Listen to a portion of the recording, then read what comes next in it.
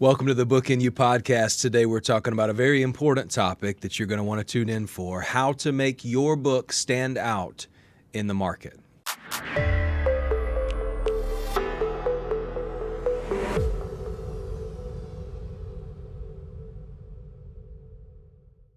I'm so excited about this lesson. So when I see titles like this and we talk about them, I just think, man, Tim Elmore has a knack for putting titles together. Creating a polka-dotted pig is what we're talking about today. So talk to us about what this is. Well, that probably sounds like a crazy, irrelevant title, but I want you to imagine, Jared, you've been asked to come to a big farm. There's a farmer that has all kind of livestock and land, and there's cows, and there's horses, and there's chickens, and there's pigs.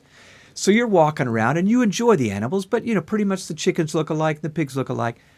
But when you get to the pig pen, you notice there's a gob of them, and most of them look like the one next to it. Mm-hmm. But if you look down and kind of blinked a little bit because you think you saw a polka-dotted pig, would not that be the topic of conversation the rest of the afternoon? 100%. Of course it would.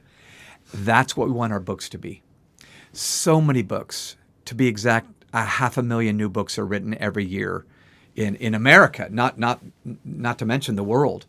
And I think the real test of a good author is to make their book look like or feel like a polka-dotted pig. It's not like the other pigs. It's different. So pigs mostly do look alike. But I believe that good authors avoid the cliche. Even if they want to teach life principles, just know so do 100 other people this week want to teach life principles. So I would say the less predictable your words are, the more memorable they will be. The big idea, before we get into how to do it, is simply this. I think new authors need to say something fresh or find a fresh way to say it. Can I say that again? Say something fresh or find a fresh way to say it. And most of the time, when I think about the books that I've done, there's been a few that I took an old concept and found a fresh way to say it. And then there's been a few that I feel like that was a fresh idea. In fact, let me just give an example. I think one fresh idea I had back about a decade ago was a book called Artificial Maturity. I was noticing what culture was doing to kids and families and schools. Kids today are overexposed to information far earlier than they're ready. Sure. But they're underexposed to firsthand experiences later than they're ready. Parents are so preoccupied with safety, we're not letting them risk or fall down and skin their knee or do this, do that, all the things that mature you. So they know a lot, but they might not have done a lot. And so watching 12 YouTube videos gives them the idea, I know what I'm talking about. No, you watch 12 YouTube videos. So artificial maturity, I feel like was a fresh concept. Wiley, Jazzy Bass picked up on it, and they were happy to do it, and it was wonderful. Most of what I have written, though, like Habitudes, for instance, these are timeless concepts that you've read before, but now we're going to say it with an image, So I think there's a way to do this for all of us. We just need to drill deeper than the original thought of, I think I want to talk about responsibility or discipline or initiative or something like that. Well, that makes me think, too, we've talked sometimes about the difference in focusing on the how and the what. Yes. I think the tendency, I'd love for you to unpack this a Yes, little bit. okay. The tendency is to describe what the subject is and to talk a lot about what it is. But maybe the difference, talk to us about the difference in focusing on the how. Okay, yeah.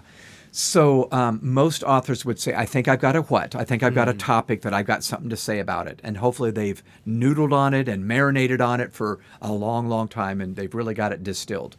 However, I just become more and more convinced as I talk to aspiring authors, they're good ideas, they're just not fresh. So when you focus on the how, not just the what, you're saying, all right, how could I deliver this idea in print in a way that's never been done, as far as I know? So I think competitive analysis is very important. Writers listening, you need to go to Amazon or wherever you go to find books and say, who else has been talking about this subject? And if there's 5 others this year that have done it, you might want to move on to a different topic, unless these are 5 completely unknowns and you're really, really different. I think that's hard for us because we like Sure to it think is. that this was an original idea that I Sure. had. No one else had it. Sure. But so I'm focusing just as much on how I say something as what I say. That's very good. How to present it. Yeah. Very, very good. So, okay. So differentiation, that's what we're talking about, right? We Yeah, got pigs that's in a right. pen. Yep. We want the polka-dotted one on the shelf, inside the book, in the chapters, not just the cover, but also in the book. Yeah. Talk to us about why. Why Yeah. is differentiation so important? Yeah. So, listeners, I'm going to be honest with you. I'm going to become an attorney for about 5-6 minutes here because I am so convinced of what I'm about to say. I want to convince you to work harder on your book than you might have first intended. So keep in mind, if you're writing to people that have phones, 90-some%, and they're on social media, 90-some%, they're consuming 10,000 messages a day. Not just social media, but billboards, email, television, plus 10,000. So your message is up against 9,999. Good luck. I'd just say good luck with that, buddy. You know, that sort of thing. Mm-hmm. So, and then I've already mentioned there's approximately 500,000 books written every year in America. You're just going to have to work to stand out. I think of the Where's Waldo pictures. Remember where you're trying to Sure. find, where is he? You know, there's Yeah. so many other things that look like him. Yeah. That's the point. Yeah. There's so many other books that look like the one you're thinking about. You're looking at me like you didn't think I'd know about that. I felt I'm sorry. that. Yeah. That profiling that you were giving. It does feel like that, doesn't it? Jared, Yeah. are you old enough for Where's Waldo? Yes, I've seen it. All right. You in a history book, you read about it. Someone told me about That's it. right. Yeah, your grandpa told you about Where's Waldo, I'm sure. Well, you know what? I think about that great proverb in Ecclesiastes chapter 1, there is nothing new under the sun. Yeah. I've been discouraged in the midst of writing thinking, he's right. There's nothing new. But I do think there's a way to differentiate, and that's why I just believe we good. got to talk more about this. So one solution, if I can just jump right Please. into this. Yeah, please. Something that Nancy Duarte taught me out of California, and she uses it in business and in communication, but I think it's good for authors and writing. She says, put a star in everything you do. And STAR is an acronym, STAR, something they'll always remember. So your book cover ought to be a star. Your chapter titles ought to be a star in every one.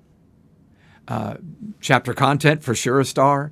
The look of your book ought to be a star. This, good. you know, I think, I know I've said this before on this podcast, but the New Kind of Diversity book, I think the cover's really cool with the shoes, and it's just, it's colorful, and yet it's white, and, you know, New Kind of Diversity, what's that mean, you know? I just feel like that was a really cool concept of star.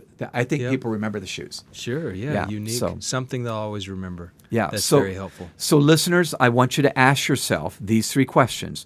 What about your book is a star? It's different. What about your cover is a star? I just mentioned that. And then what about each chapter is a star? Not just the title, but is there something in the chapter that they would go, oh my gosh, that makes me want to read the next chapter? Be hard on yourself.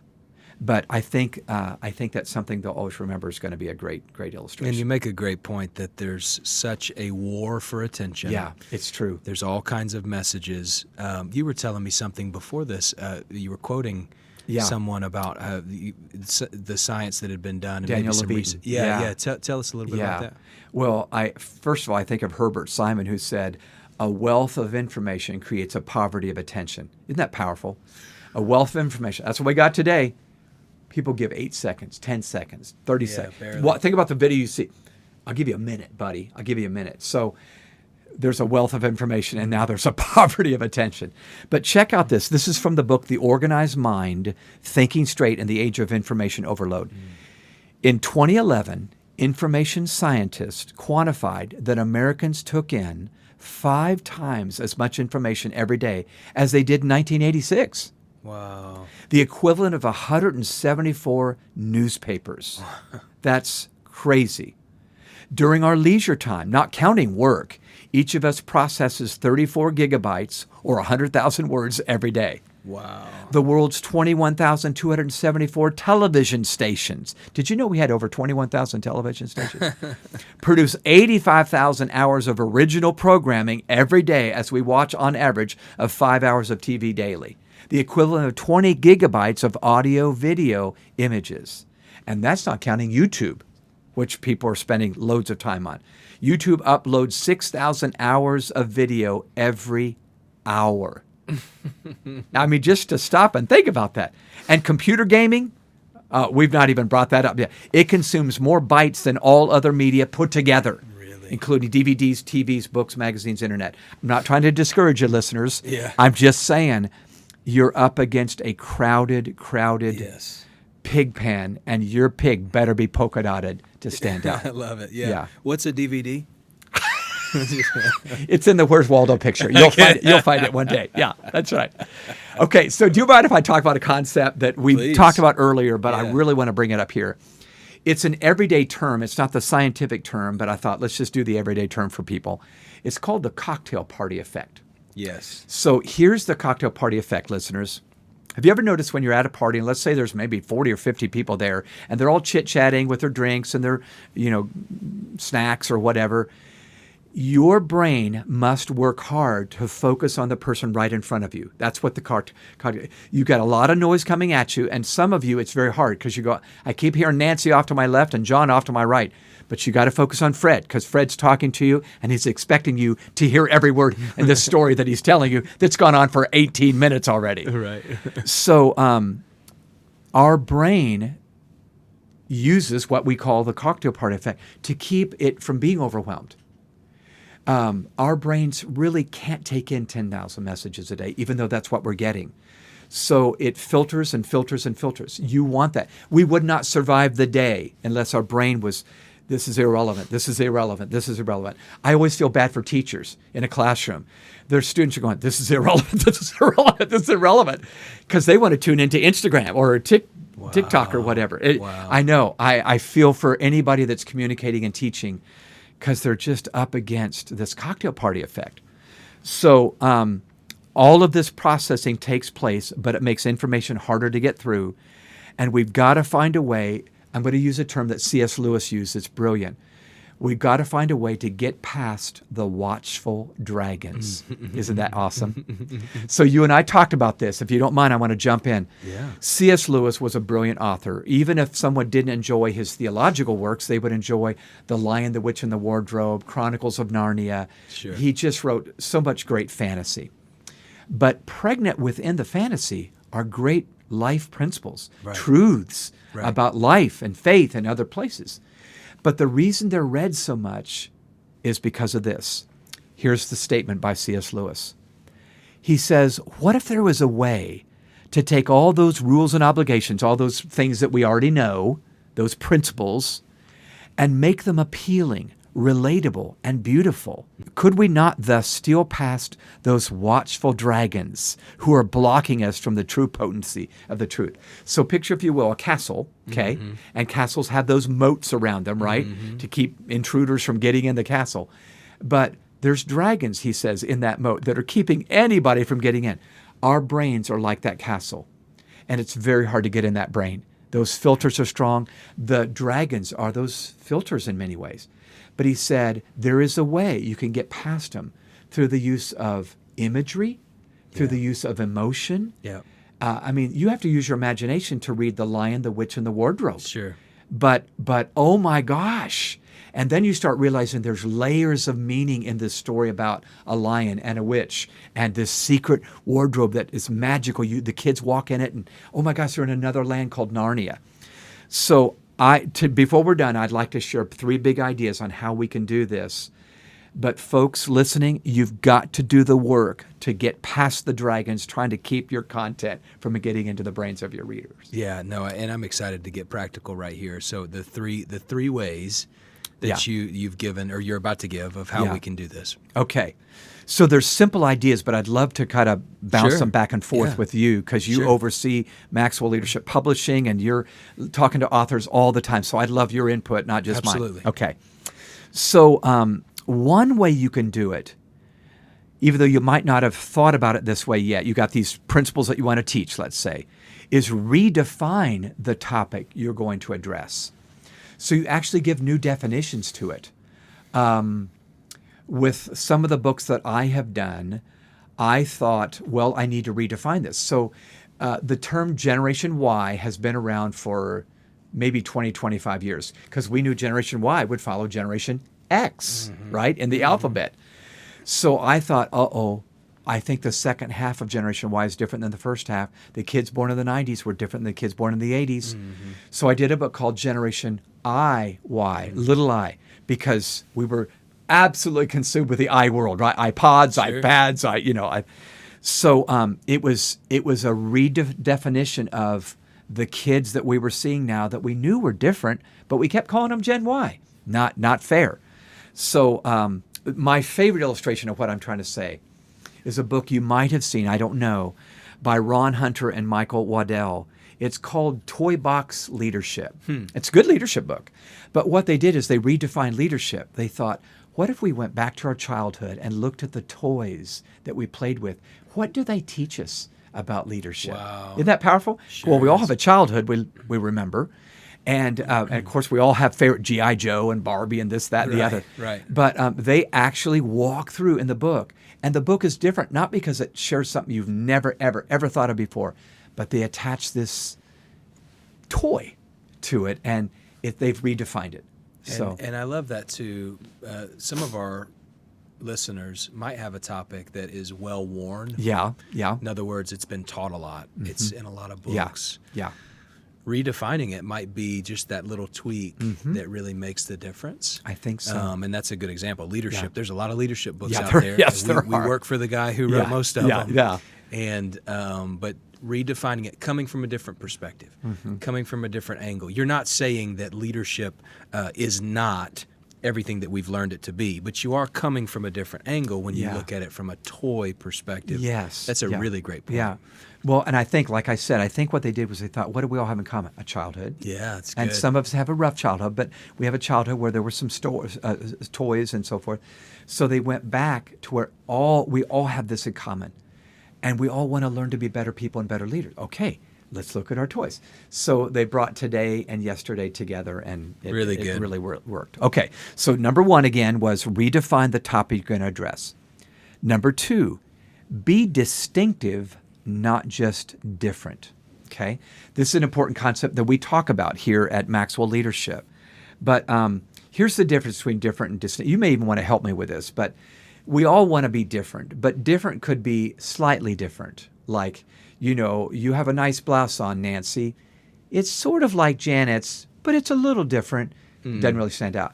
If you're distinctive, there is nothing else like it. It is one of a kind. Okay? It's very good. So there's all kinds of ways we could talk about this. In NBA basketball players, LeBron and Michael Jordan kind of stand out as distinct. A lot of other really different guys, Yeah. But wouldn't you agree? It's kind of like Oh, we put them in a class. Michael Jackson's music kind of introduced a whole new way to do music back in the 80s. Sure. 70s and 80s and 90s and so forth. But so being distinctive is now my goal. I don't want to just be different. I want to be distinctive. So I've mentioned in other podcasts the habitudes. They're just one example. It's not the only one, but it's the one that's worked for me. I decided I wanted to teach young people these great principles that John has taught older folk. Can I say that here? Older folk. Yeah, you can. I mean, people over 30, that have been reading his books. Did you put me in the camp? I did. I put you in the camp. You're a grown-up now. You can sit at the grown-up table this Thanksgiving. Isn't that nice of me? It was really nice, and now you just took me 10 notches down by implying that I'm not a grown-up at the table. But that's fine. We're good. We're still friends. Okay, still friends, despite my words. Okay. So I wanted to teach these principles, and it's not literally the 21 laws, but I remember John came up with this concept, and it was really inspired by 22 laws of marketing.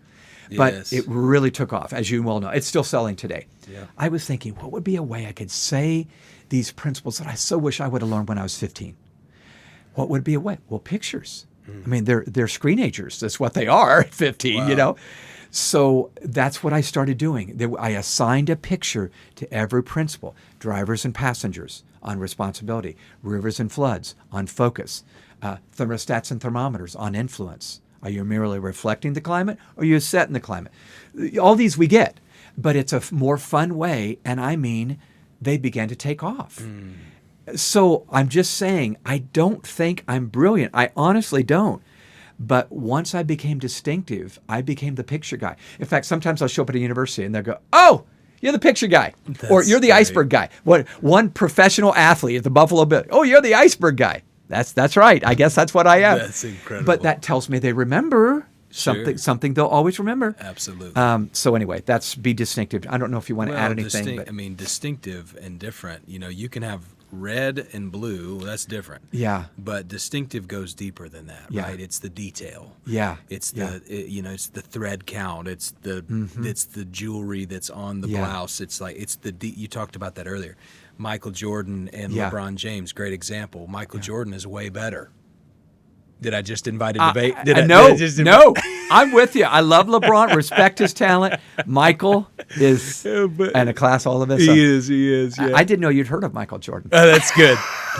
How about number 3, Tim? Let's move on. Okay.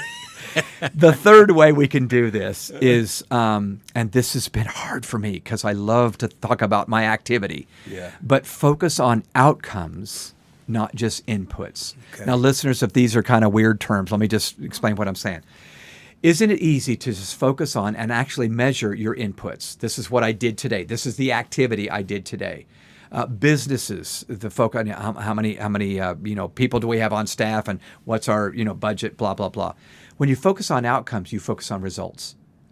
I don't care, pastor in listening right now. I don't care how many people are coming to your church and what they're getting. What's the results of the life change? We can count nickels and noses, or all the activity. We have 14 ministries here. Well, yeah, but what's it doing? So I feel like we got to force ourselves to be thinking about outcomes. So if you're selling a product, let's say, maybe it's even a book, don't just do a feature dump where you've dumped all the wonderful features this book has. I tend to do this because I'm very excited about what I've written. Information is only part of the challenge. I think the delivery of that information can be what really makes it reach the outcomes you want to reach. It's very good. What I also love about that is when you focus on outcomes, you do focus on results. Yes. You focus on life change, and if we really want our books to change lives. I think the cardinal sin of marketing is to describe your product and do a feature dump. This is all the things about my book that, no. Tell me how it's going to change my life. That's right. If I read it. Yeah. If I invest my time, why is that going to make me better? Yeah. And so as an author and a writer, focusing on those outcomes, the lives that are going to be impacted, is going to do a lot to shape your writing. No doubt about it. And by the way, I have mine on a wall, in print on a wall, taped up to my wall right where I type. And it's the outcomes of the book that I'm doing, how to lead Gen Z. And I even have a description of the avatar, the person, the one person. Now, I hope a bunch of people read it, but I know this person who's 48 years old and a little frustrated at young employees is really going to get this book. But that has really made me write better because I'm thinking, I don't care if they like me. I want them to get help. Sure. And that's really the difference. Well, and you're working on a book right now, too. Yeah. Maybe as we close, talk a little bit about that and how that also plays into this conversation that we're having. I think it's why I'm so passionate, because I'm having to live out what I'm talking about right now. Yeah. So the book that I'm working on now, I'm not sure when you're listening to this, listeners, but the one I'm working on now is a book on how to lead the youngest population coming into the workforce. So the working title, we've been talking about this. The working title is The Future Begins with Z. Mm-hmm. So you think, wait, isn't that a letter? Yes, it is. And the subtitle is How Generation Z Will Upset the Workplace and How You Can Capitalize on It. So I decided not to do another book that merely shares the data and the research on Gen Z. I think that's been done ad nauseum. This will be research-based, but it will be pracademic. So academically researched, but practical in its steps. I'm going to have a bunch of short chapters that a reader could go, I need chapter 7 and 12. That's what I need, on how to confront them when they're fragile or how to motivate them to stay. Oh, I'm thinking about that. So they wouldn't even have to read the whole book. It could be an encyclopedia. Here's how you do this for someone that's 18 to 26 years old. So I feel like it might be standing out. Sure. It might be that polka-dotted pig, because of the way I'm approaching it. I specifically looked at what's out there and said, I want to complement, not imitate. I love that, Tim. And really what I love about it too is that you're practicing what you're teaching. I'm hoping so. Yeah. I'm excited to see, over the coming months, Yep. as you practice that, live that out, we're going to be able to even share Talk it through. Yeah. Sure. And with our listeners, that you'll get a front row seat into all that Tim is practicing and living out. Let me just do a quick summary of what we covered today, because I think these 3 principles are very, very important. Number 1, redefine the topic that you address. Number 2, be distinctive, not just different. And number 3, focus on outcomes, not just inputs. If you do that, we believe that your book will stand out in the crowd, on the shelf, and even in the market. And we want that for you, because we believe that the world needs the book in you.